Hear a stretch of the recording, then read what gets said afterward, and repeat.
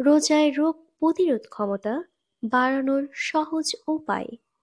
রমজান মাসে আমাদের শরীরে রোগ প্রতিরোধ ক্ষমতা শক্তিশালী রাখা খুবই জরুরি।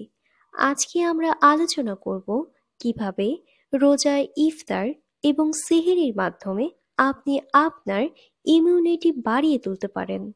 প্রথমেই ইফতারের সময় ভিটামিন সি সমৃদ্ধ খাবার যেমন লেবু, কমলা এবং আঙুর খান। এই ফলগুলো রোগ প্রতিরোধ ক্ষমতা বাড়াতে সাহায্য করে।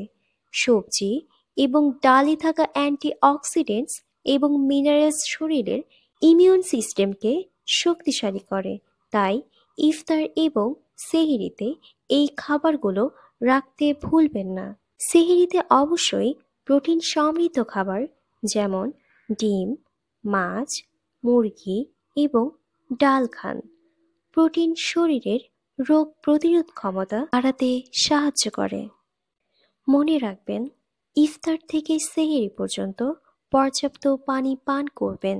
কমপক্ষে 8 গ্লাস পানি পান করার চেষ্টা করবেন।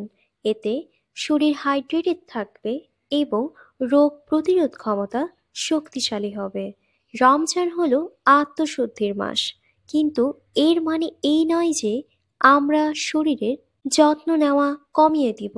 সঠিক খাদ্যাভ্যাস এবং পর্যাপ্ত পানি পান করে এই মাসটাকে করে তুলুন আরও স্বাস্থ্যকর এবং আনন্দময়। আমাদের এই ভিডিওটি যদি আপনার ভালো লাগে তাহলে আমাদের চ্যানেলটিতে সাবস্ক্রাইব করে পাশে থাকা বেল আইকন বাটনে ক্লিক করে সাথেই থাকুন।